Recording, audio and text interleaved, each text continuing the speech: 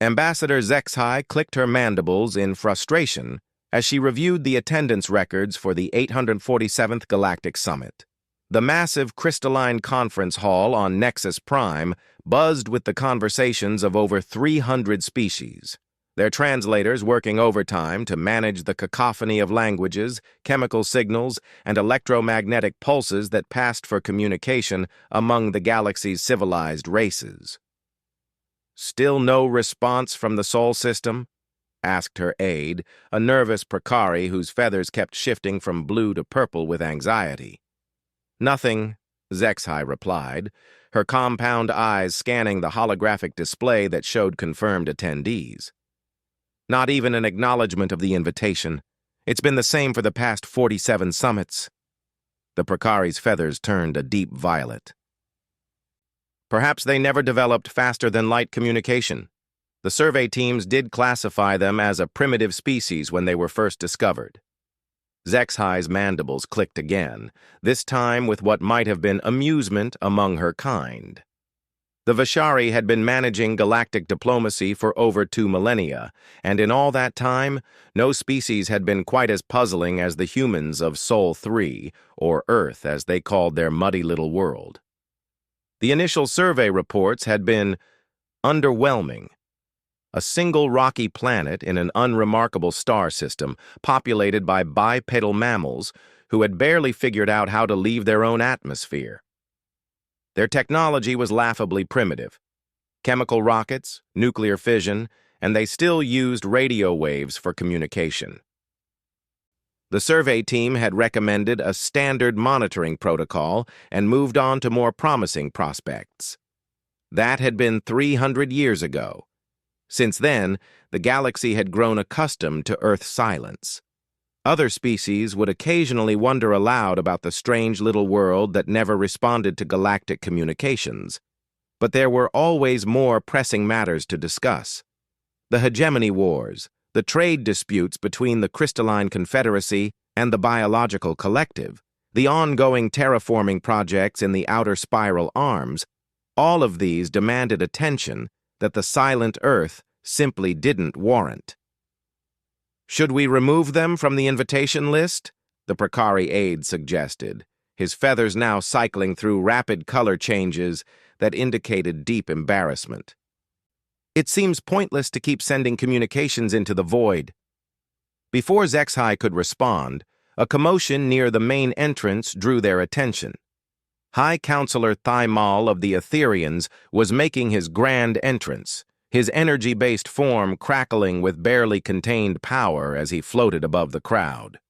The Etherians were among the most technologically advanced species in the galaxy, masters of energy manipulation and quantum mechanics.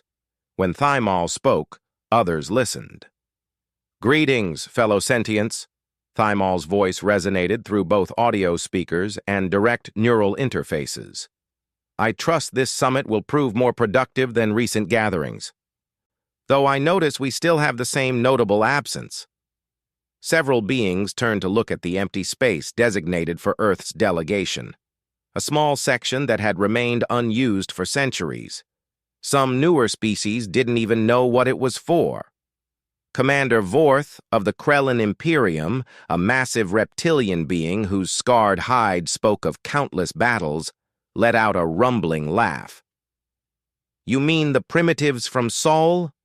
I sometimes forget they even exist. What could they possibly contribute to galactic affairs? Last I heard, they were still confined to their single world." "Actually," interrupted Dr. Celine of the Meridian Research Collective, her synthetic voice carrying the precise modulation typical of her cybernetic species, "our long-range sensors have detected some unusual activity in the Sol system over the past century. Increased electromagnetic emissions, some kind of industrial expansion throughout their star system. This caused a mild stir among the gathered delegates. The Meridian Collective were known for their meticulous data collection and analysis. If they had noticed something, it was worth paying attention to." "What kind of activity?" asked Thymal, his energy form pulsing with curiosity. "Difficult to determine at such range," Dr. Celine admitted. The humans seem to have developed some form of electromagnetic shielding that interferes with our deep space sensors. But we've detected mining operations on several asteroids, construction activity around their gas giants, and what appears to be a significant industrial base on their lunar satellite. Commander Vorth's massive form shook with amusement. So they've managed to scratch around in their own backyard. How impressive. Perhaps in another 1,000 years they'll develop faster than light travel and grace us with their primitive presence.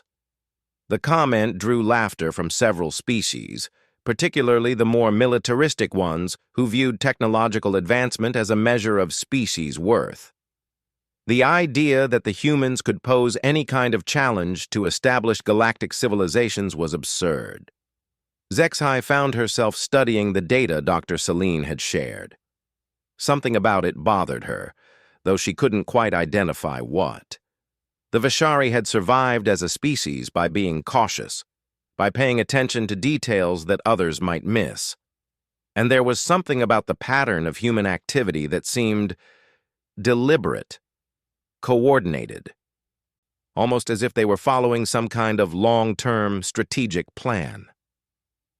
"Has anyone attempted direct contact recently?" she asked.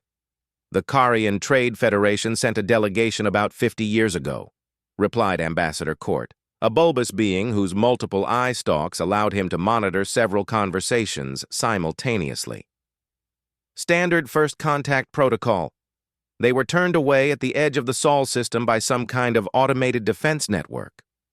This raised a few eyebrows, or the equivalent appendages among species that had such things.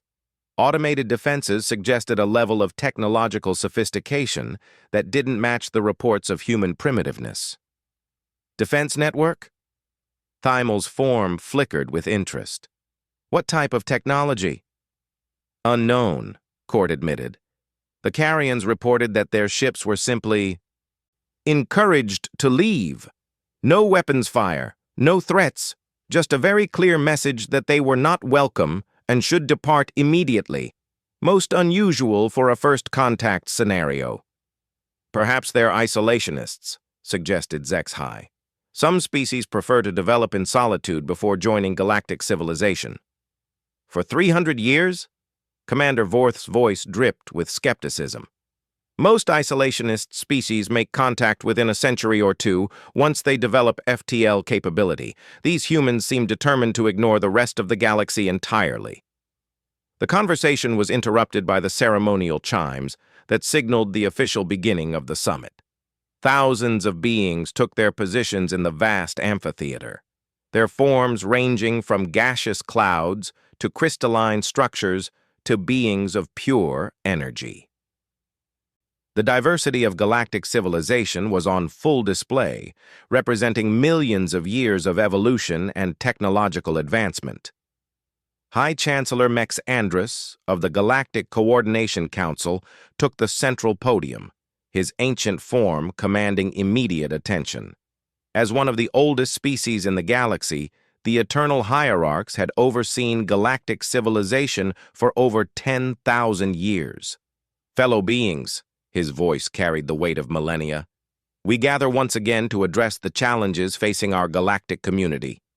Trade disputes, territorial conflicts, resource allocation, all matters that require careful coordination among our diverse civilizations."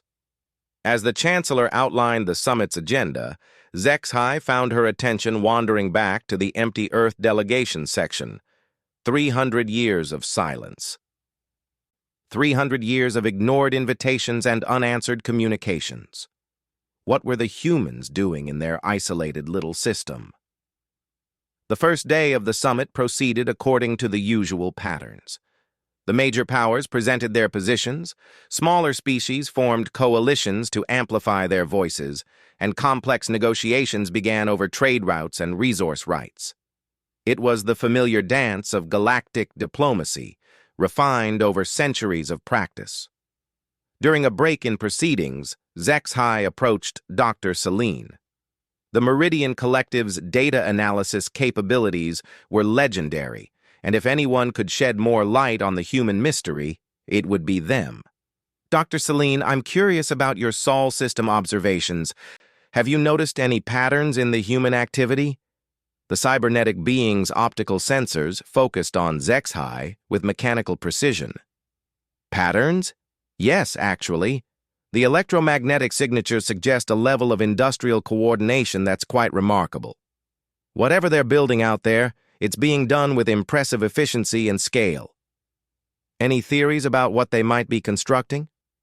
Based on the energy signatures and material movement patterns, I would estimate they're engaged in large-scale manufacturing. The quantities of refined metals being moved around their system suggest production on a truly massive scale. HFY felt a chill run down her exoskeleton. Large-scale manufacturing could mean many things, but combined with the defensive posture the humans had shown to previous contact attempts, it raised some concerning possibilities. Have you shared this analysis with the Council? The data is available in our public research archives, Dr. Celine replied. But few beings seem interested in the activities of a single isolated species when there are more pressing galactic matters to address. That evening, as the summit's first day concluded, HFY found herself unable to shake her growing unease. She accessed her diplomatic database and began pulling up every report about Earth and humanity that had been filed over the past 3 centuries. The picture that emerged was puzzling. The humans had indeed been classified as primitive during their initial discovery, but subsequent reports showed a species developing at an unprecedented rate. While they hadn't developed faster than light travel in the conventional sense, they had clearly mastered their own solar system in ways that even advanced species might find impressive. More troubling were the scattered reports of human responses to alien contact attempts. In every case, the humans had been polite but firm in their refusal to engage with galactic civilization. They hadn't been hostile exactly, but they had made it very clear that they preferred to remain isolated. What kind of species could resist the benefits of galactic membership? The sharing of technology, the access to vast trade networks, the cultural exchange with hundreds of different civilizations, these were opportunities that most species leaped at once they became aware of the broader galaxy, unless, of course, they felt they had nothing to gain from such contact. As HFY prepared for sleep in her quarters aboard the orbital habitat surrounding Nexus Prime, she couldn't shake the feeling that something significant was brewing in the Sol system. The Vishari had learned long ago to trust their instincts, and right now, those instincts were telling her that humanity's long silence was about to come to an end. She was right, though she couldn't have imagined just how dramatically that silence would be broken. Meanwhile, in the depths of space between Earth and the galactic core, the first wave of human reconnaissance drones was already gathering intelligence on Nexus Prime and the assembled galactic fleets. Advanced stealth technology kept them invisible to even the most sophisticated sensors, while quantum communication links relayed real-time data back to Earth. Admiral Sarah Chen stood in the command center of the Terran Defense Force's primary orbital facility, watching as the data streams updated with information about galactic civilization's military capabilities, political structures, and defensive postures. 3 centuries of careful observation and preparation were finally paying off. "Analysis complete, Admiral," reported her aide, Commander Martinez. "We have detailed intelligence on 847 separate species military assets, deployment patterns, and technological capabilities." Chen nodded, her expression grim with determination. Earth had spent 300 years preparing for this moment, building a military force that could stand against any threat the galaxy might pose. They had learned early on that the galaxy was not the peaceful federation that their first intercepted communications had suggested. It was a complex web of alliances, conflicts, and power struggles where strength was the only currency that mattered. And our fleet status? All 2,000 ships are ready for deployment, Admiral. The crews have completed their final training exercises, and all systems are operating at peak efficiency. Chen allowed herself a small smile. 2,000 warships, each incorporating the best of human engineering and innovation. Ships that no alien civilization had ever seen, built with technology developed in secret over 3 centuries of isolation. Very well, Commander. Begin final preparations. Tomorrow, humanity will finally attend a galactic summit. Back on Nexus Prime, the delegates were settling in for what they expected to be another routine day of negotiations and political maneuvering. None of them suspected that their entire understanding of galactic power was about to be turned upside down. The second day of the summit began much like the first, with various species presenting their positions on trade regulations and territorial disputes. The morning sessions were particularly heated, with the Krellin Imperium and the Hegemony Coalition nearly coming to blows over mining rights in the contested Kepler sector. It was just after the midday break when the first alerts began sounding throughout the Nexus Prime system. "Unidentified vessels approaching the system perimeter," announced the station's AI in a calm, professional tone that belied the significance of the moment. "Configuration unknown. Requesting identification." On the main display screen, a tactical overview of the Nexus system appeared, showing the positions of the various delegations' escort fleets. These were primarily ceremonial forces, a few dozen ships per major power, enough to provide security and demonstrate prestige, but not enough to threaten the summit's neutrality. Then, at the very edge of sensor range, new contacts began appearing. First a few dozen, then hundreds, then more than the system's sensors could accurately count. Whatever was approaching Nexus Prime was doing so in numbers that dwarfed every fleet in the system combined. Commander Vorth was the first to react, his battle-scarred form rising from his delegation seat with predatory grace. What manner of fleet dares approach a neutral summit without invitation? The question hung in the air as the assembled delegates watched the tactical display with growing alarm. The approaching fleet's technology signatures were unlike anything in their databases. The ships seemed to bend sensor readings in impossible ways, appearing and disappearing from scans as if they were phasing in and out of normal space. "Sensors are having difficulty maintaining lock," reported the station's chief of security, a Vorthak whose multiple arms were dancing across his control interfaces. "The approaching vessels are using some form of stealth technology we've never encountered." Thymel's energy form crackled with tension. Could this be some kind of surprise military exercise? Perhaps one of the major powers is testing new technology? But even as he asked the question, representatives from every major military force in the galaxy were shaking their heads or making the equivalent negative gestures for their species. No one was claiming responsibility for the approaching fleet. High Chancellor Mex Andrus activated the emergency protocols, and within minutes the summit's defensive systems came online.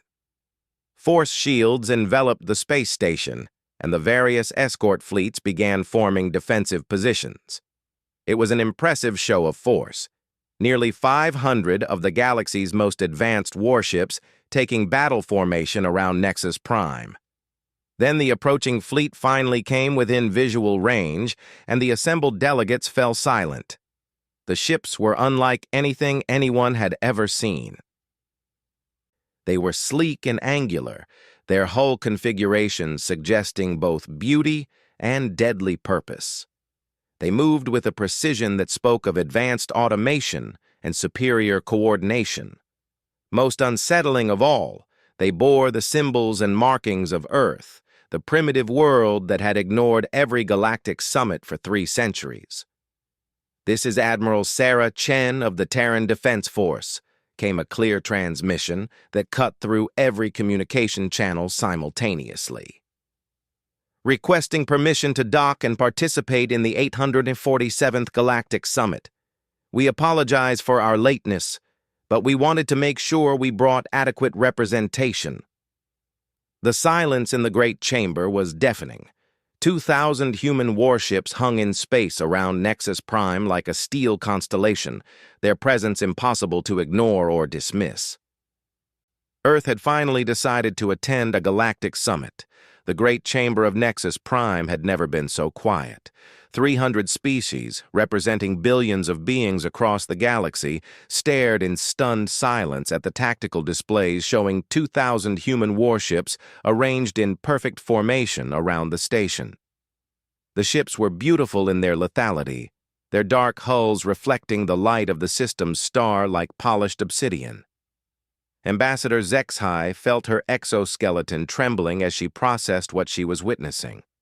Her people had survived for millennia by reading situations correctly, and every instinct she possessed was screaming that the galaxy had just changed forever.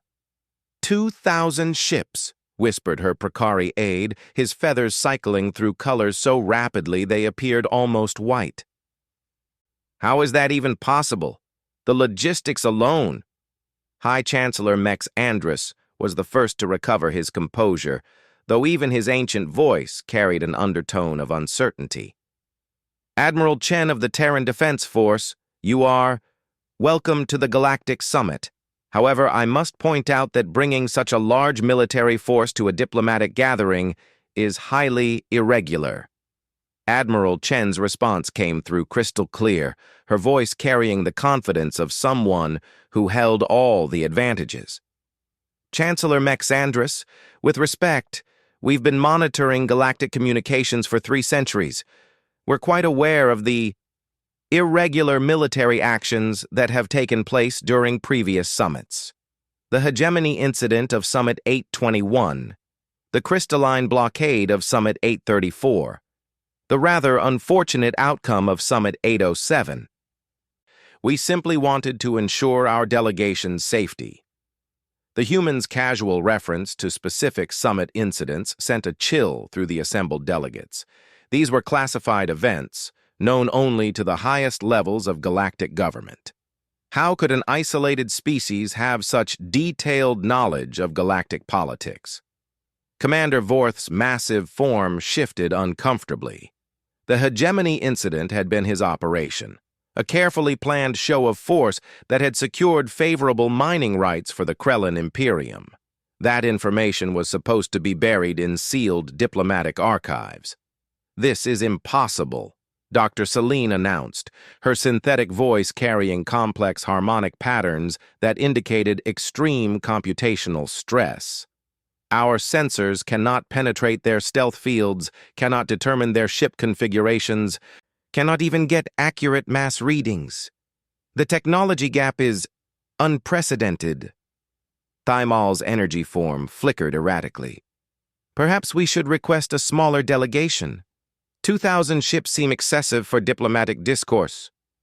Oh, these aren't all diplomats, Admiral Chen replied with what sounded suspiciously like amusement.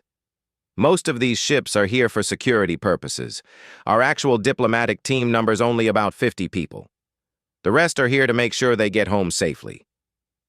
The implications of that statement hit the assembled delegates like a physical blow. 50 diplomats protected by nearly 2,000 warships. Either humanity possessed military resources beyond imagination, or they considered the galactic community to be so dangerous that such protection was necessary. Before anyone could respond, new alerts began sounding throughout the station. Long-range sensors were detecting more contacts approaching the system, many more. Additional vessels incoming, announced the station AI. Configuration consistent with the Terran fleet. Current count, 4,000, 6,000, 8,000 vessels and climbing. The tactical display updated to show wave after wave of human ships emerging from whatever stealth technology had hidden their approach. They came in organized formations, their movements precise and coordinated with a level of discipline that impressed even the most experienced military commanders present. Apologies, Admiral Chen said calmly. I should have mentioned that we brought reinforcements. You never know when peaceful diplomatic missions might face complications.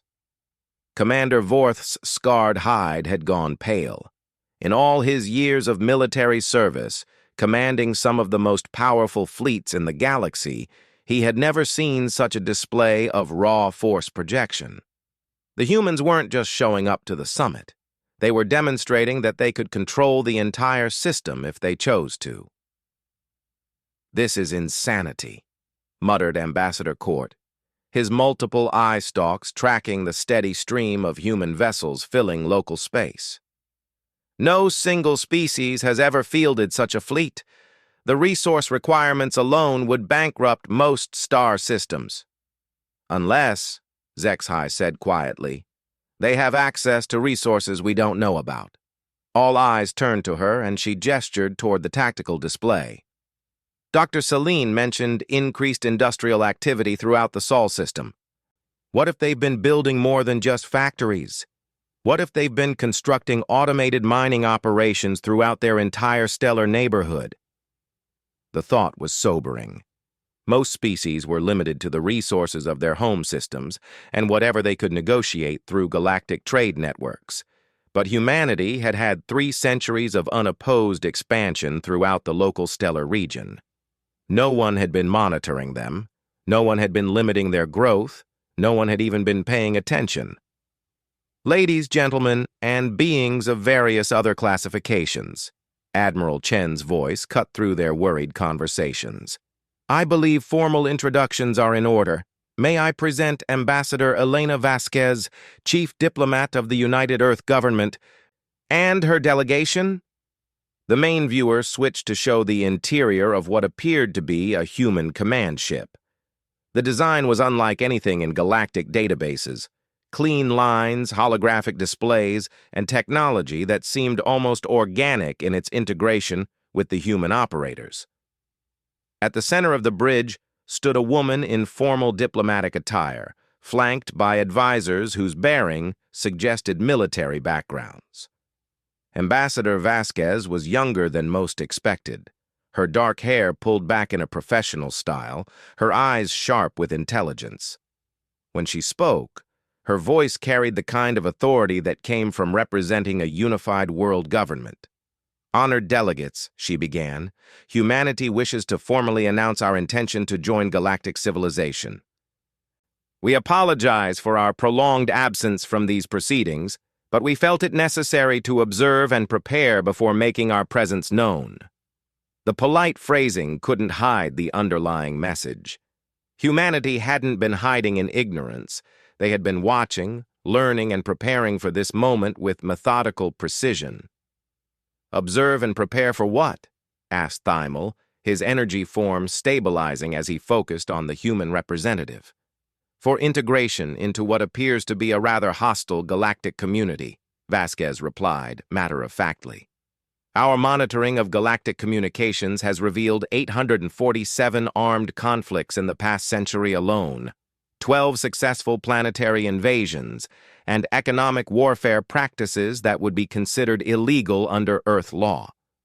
We wanted to ensure we could protect our interests before joining such an active community." The blunt assessment of galactic civilization sent murmurs throughout the chamber. Most species preferred to maintain the fiction that they lived in a peaceful federation of equals, despite the reality of constant power struggles and resource conflicts. High Chancellor Mexandris raised one ancient appendage. "Ambassador Vasquez, while we appreciate your direct approach, I must point out that military positioning during diplomatic negotiations is considered provocative behavior under galactic law." "With respect, Chancellor," Vasquez replied, "we've studied your legal codes extensively. According to Galactic Statute 7.2a, any species may provide adequate security for their diplomatic missions. According to our analysis, adequate security for humanity's first diplomatic contact requires approximately 10,000 warships." The number hit the chamber like a physical impact. 10,000 ships. The largest fleet action in recorded galactic history had involved less than 3,000 vessels, and that had been during the devastating hegemony wars that had reshaped entire sectors of space. 10,000? Dr. Celine's voice carried harmonic overtones that indicated her computational systems were struggling to process the implications. You're claiming to field 10,000 active warships? Oh no, Vasquez said with a slight smile. 10,000 is just what we brought to this meeting. Our total active fleet strength is considerably larger. Silence fell over the chamber again as the delegates tried to process what they were hearing. The combined naval strength of all the major galactic powers barely reached 15,000 ships, and those were spread across thousands of star systems. Humanity was claiming to have concentrated a force larger than most species' entire military in a single system. Commander Vorth leaned forward, his predatory instincts finally overcoming his shock. Forgive my skepticism, Ambassador, but such claims require verification. Perhaps you would permit a technical exchange? Our military experts could examine your vessel designs, compare technological specifications. I'm afraid that won't be possible, Vasquez replied politely. Earth military technology is classified under our planetary security protocols. However, I can offer a general overview of our capabilities. She gestured. And the main display shifted to show what appeared to be a presentation that had been prepared well in advance. The first image showed the Sol system, but not as any of the assembled delegates had ever seen it. 300 years ago, humanity achieved sustainable fusion power and began expanding throughout our home system. We established permanent colonies on Luna, Mars, Europa, Titan, and 17 other worlds and moons. We constructed orbital habitats around every major planet and began automated mining operations throughout the asteroid belts. The display showed massive industrial complexes orbiting gas giants, enormous mining facilities carved into asteroids, and a network of space elevators connecting planetary surfaces to orbital infrastructure. The scale was breathtaking, industrial development that dwarfed anything most species had achieved in their home systems. We also established research stations in neighboring star systems, Vasquez continued. Alpha Centauri, Wolf 359, Barnard Star, and 23 other nearby systems now host human scientific and industrial facilities. This caused another stir among the delegates. Faster-than-light travel was one thing, but establishing permanent installations across multiple star systems required massive logistical capabilities and advanced transportation networks. Our population has grown to approximately 45 billion humans across 67 worlds and stations, the presentation continued. Our industrial capacity is substantial. The display showed manufacturing complexes that stretched across entire moons, automated factories that could construct starships by the thousands, and resource processing facilities that could strip mine asteroids in a matter of days. But most importantly, Vasquez said, her tone becoming more serious, we spent those 3 centuries studying galactic civilization. We monitored your communications, analyzed your military conflicts, and learned about the various species that make up this community. A new series of images appeared, detailed intelligence profiles on every major galactic power, complete with military assessments, political analyses, and what appeared to be remarkably accurate economic projections. We know about the Krellin Imperium's expansion ambitions in the Outer Rim, Vasquez stated, looking directly at Commander Vorth. We're aware of the Hegemony Coalition's resource conflicts with the Crystalline Confederacy. We've tracked the Etherean Republic's experiments with dimensional warfare.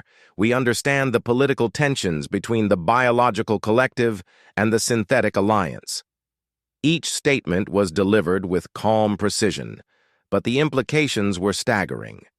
Humanity had been conducting intelligence operations against every major galactic power for centuries, gathering information that should have been impossible for an isolated species to obtain. Ambassador Zexhai felt her mandibles clicking rapidly, a sign of extreme agitation among her people. You've been spying on us for 300 years. We've been learning, Vasquez corrected. When you discover that you're sharing the galaxy with hundreds of potentially hostile civilizations, prudence dictates careful observation before making contact. Potentially hostile? Thymel's energy form flared with indignation. The galactic community has maintained peace for over 1,000 years. Peace? Vasquez raised an eyebrow and gestured to the display. Our records show continuous military conflicts, territorial disputes, trade wars, and at least 14 cases of planetary bombardment in the past century alone. If that's your definition of peace, we thought it best to prepare for war. The brutal honesty of the statement left the chamber speechless. Most galactic diplomacy involved careful euphemisms and polite fictions designed to maintain the illusion of civilized discourse. Humanity was stripping away those pretenses and forcing everyone to confront the realities of galactic politics. Dr. Celine's optical sensors focused intently on the human ambassador. You speak of preparation for war. Are we to understand that Earth considers itself at war with galactic civilization? Not at all, Vasquez replied. We come here seeking peaceful integration into the galactic community. But we come as equals, not as supplicants. Humanity will not be subject to the same pressures and manipulations that have been applied to smaller species throughout galactic history. She gestured again, and the display showed a comprehensive analysis of galactic power structures, trade networks, and military hierarchies. It was the kind of detailed intelligence that most species governments would kill to possess. We understand how galactic civilization works, Vasquez continued. New species are typically granted probationary membership, while established powers evaluate their potential usefulness. Their resources are gradually integrated into existing trade networks, usually under unfavorable terms. Their military forces are limited through various safety protocols, and their political independence is slowly eroded through economic dependencies. The accuracy of the assessment made several delegates uncomfortable. Vasquez was describing the standard integration process that had been used to bring dozens of species into galactic civilization over the past millennium. Humanity will be following a different path, the ambassador announced. We're joining galactic civilization as a major power with full military sovereignty and complete economic independence. We're not here to be absorbed. We're here to participate as equals. Commander Vorth's scarred features twisted into what might have been a smile. And if the existing powers object to your unique approach to membership, then we'll find ourselves in the unfortunate position of having to defend our interests, Vasquez replied with steel in her voice. We sincerely hope that won't be necessary, but humanity has learned the importance of being prepared for any eventuality. As if summoned by her words, the tactical display updated to show the full extent of the human fleet presence.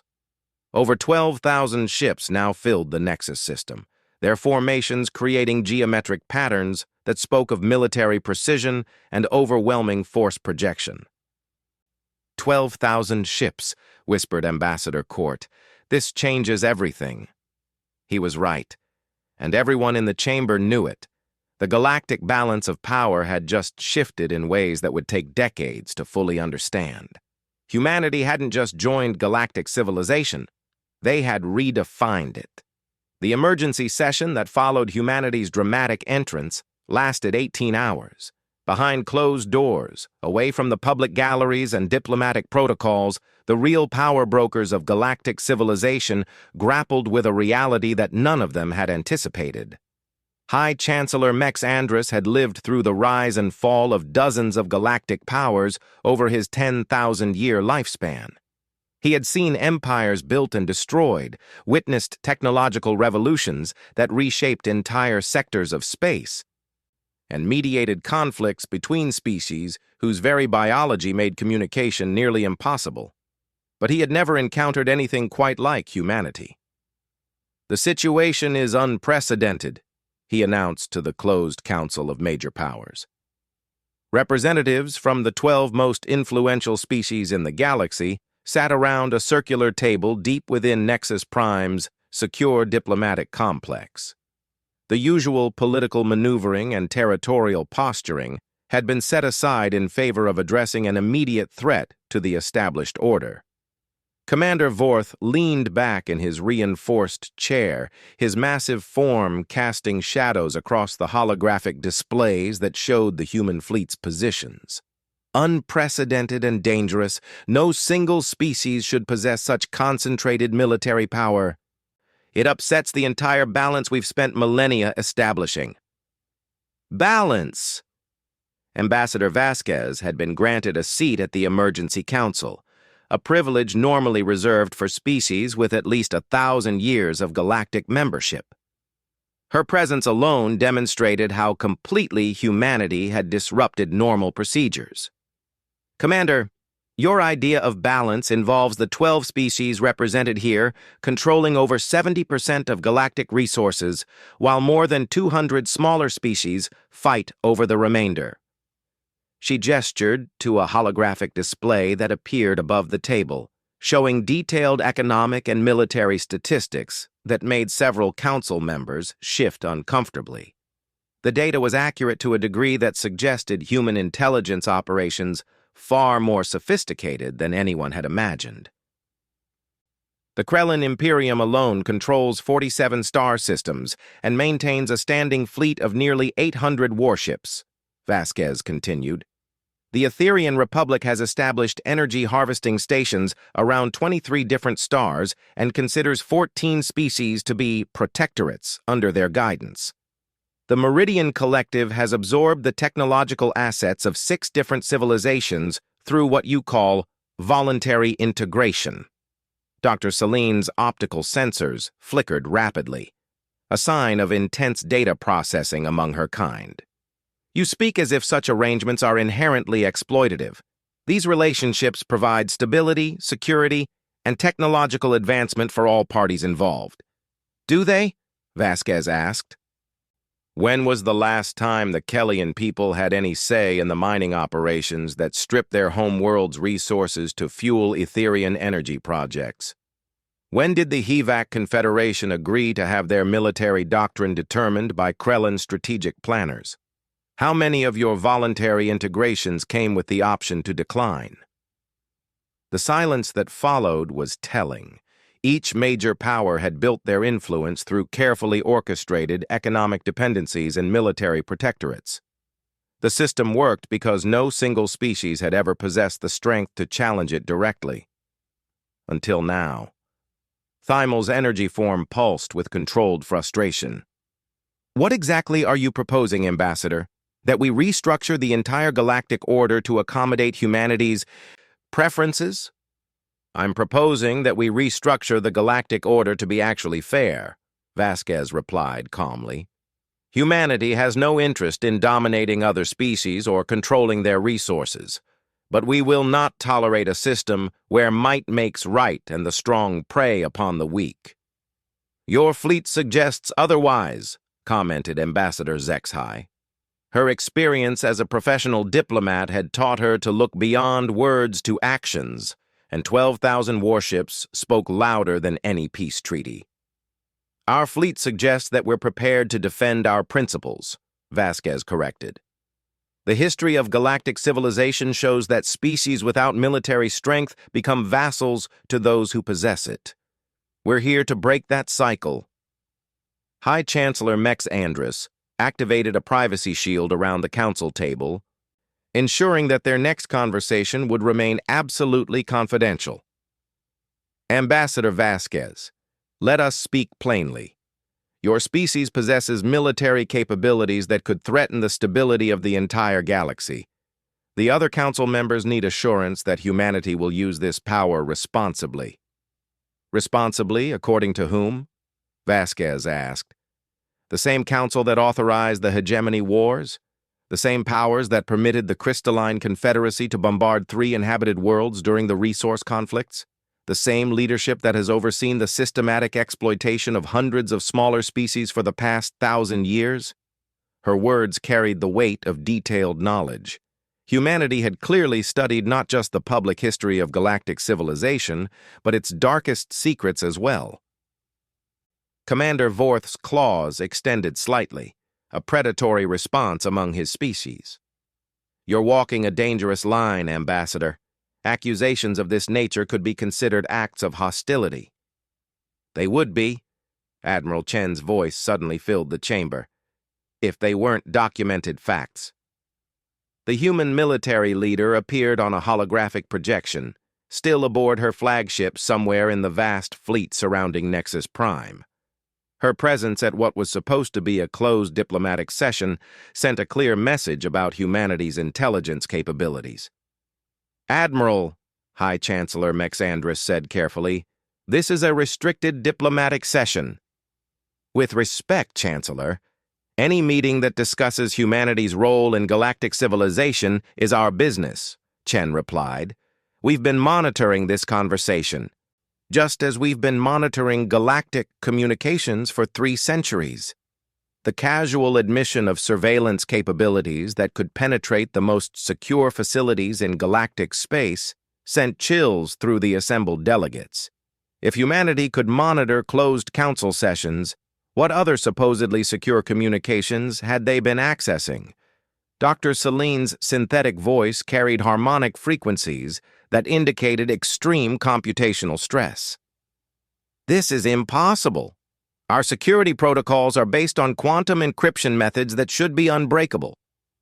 Should be, Admiral Chen agreed, but human cryptographic capabilities have had 3 centuries to develop without outside interference. When you're not sharing technology with other species, you can afford to be several generations ahead in certain key areas. The implications were staggering.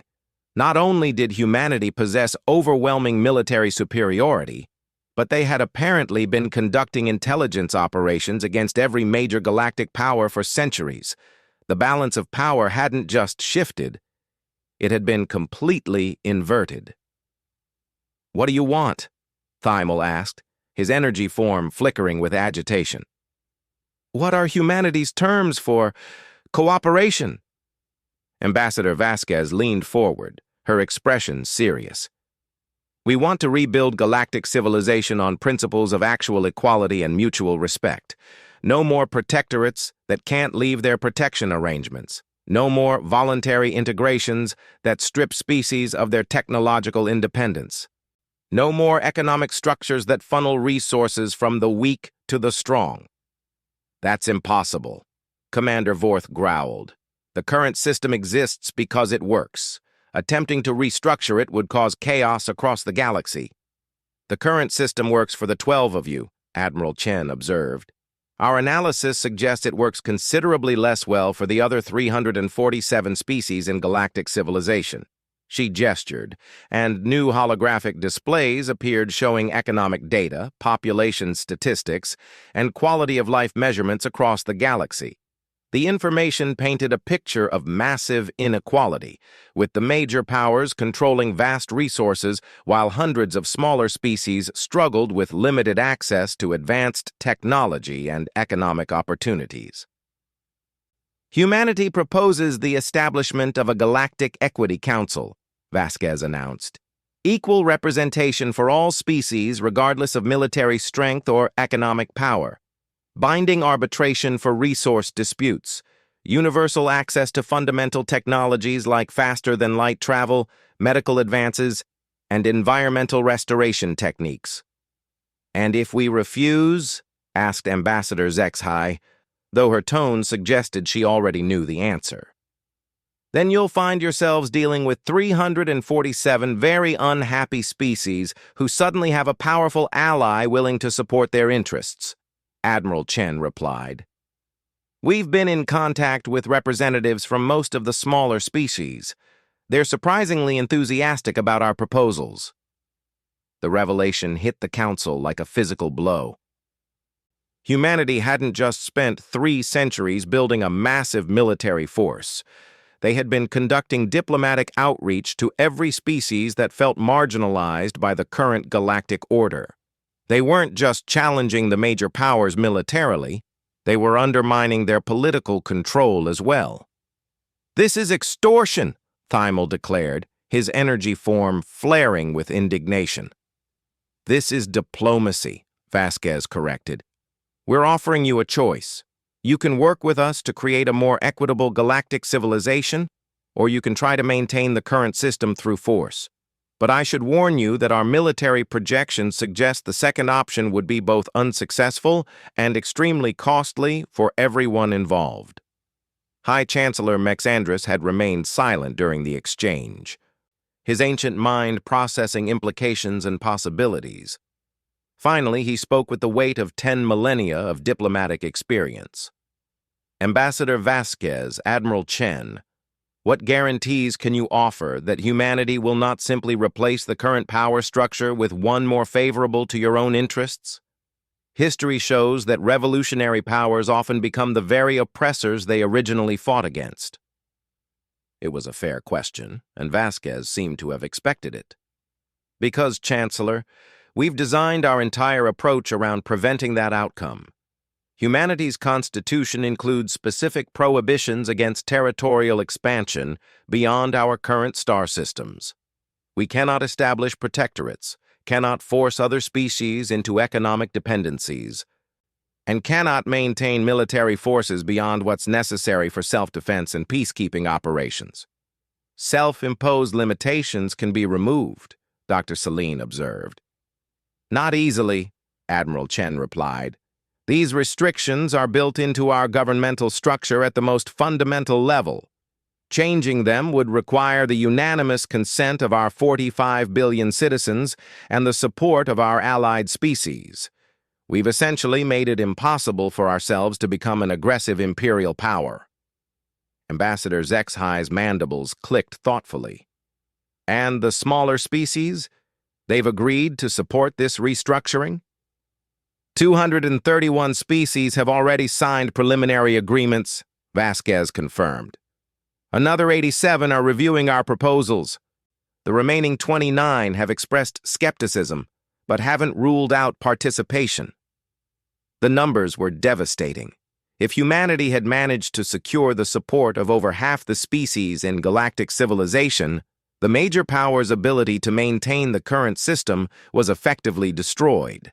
They could fight, but they would be vastly outnumbered and facing an alliance that controlled most of the galaxy's population. You've been planning this for 3 centuries, Commander Vorth said, his voice carrying a mixture of anger and grudging respect. The isolation, the fleet building, the intelligence gathering, the diplomatic outreach, all of it designed to reshape galactic civilization in your image. Not in our image, Vasquez corrected. In an image that serves everyone equally. Humanity will be one voice among hundreds in the new galactic order. We'll have no more power than any other species, and considerably less than you've wielded for the past millennium. But you'll have the military strength to enforce your vision, Thymel pointed out. For now, Admiral Chen acknowledged. But our long-term plan involves gradual disarmament as the new peacekeeping structures become established. Within a century, we expect humanity's fleet strength to be reduced to levels appropriate for a single species rather than a galactic superpower.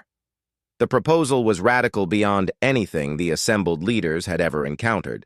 Not only was humanity offering to voluntarily limit its own power, but they were proposing to do so through mechanisms that would be nearly impossible to reverse.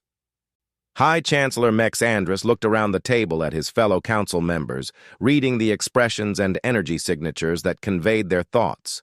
Fear, anger, resignation, and in some cases, something that might have been relief.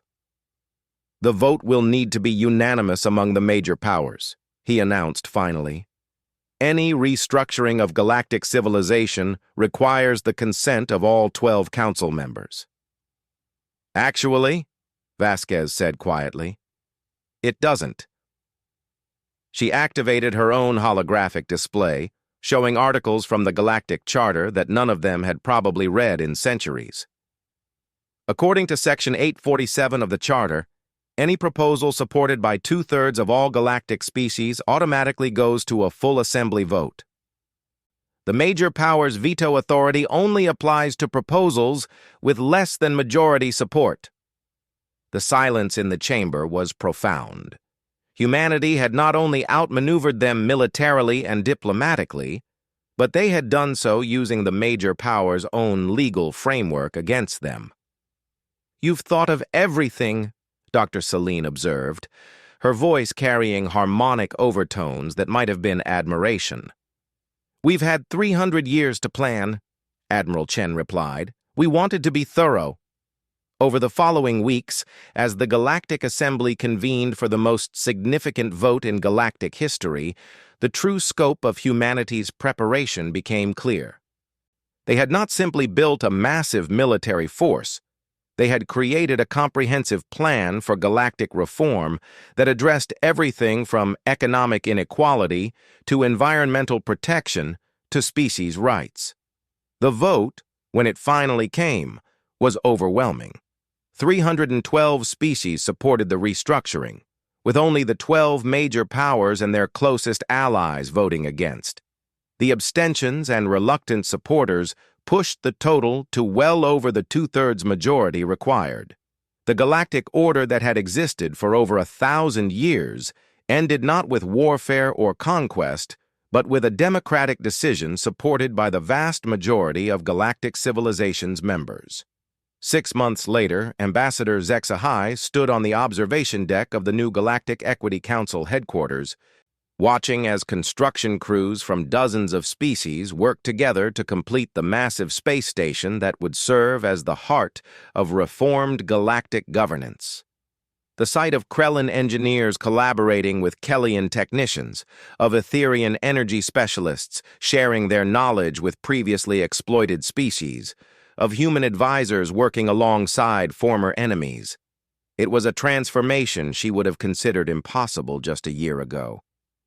"Any regrets about supporting the restructuring?" asked Admiral Chen, who had arrived quietly beside her. The human military leader looked different without the weight of commanding a war fleet, younger somehow, more hopeful. "About supporting justice and equality?" HFY's mandibles clicked in what passed for laughter among her people. "The only regret I have is that it took humanity's arrival to force the rest of us to confront what we'd become." Through the observation windows, they could see the human fleet conducting departure exercises. True to their word, humanity was beginning the gradual reduction of their military forces as the new peacekeeping structures took hold. The 12,000 ships that had appeared at Nexus Prime were being dispersed across the galaxy, with many being converted to civilian purposes or gifted to smaller species for their own defense needs. "Will it work?" HFY asked. "This new order you've created?" Admiral Chen was quiet for a moment, watching as a group of young beings from dozens of different species collaborated on a joint scientific project in one of the station's research areas. "I don't know," she admitted finally. "But for the first time in galactic history, every species has an equal voice in shaping their own destiny. That seems like a good place to start." As the two beings stood together in comfortable silence, watching the birth of a new galactic civilization, neither of them noticed the small memorial plaque mounted near the observation window. It read simply, "In memory of the 847th Galactic Summit, the last summit where might made right, and the first where right made might. The galaxy would never be the same again, and for 359 species, that was exactly the point."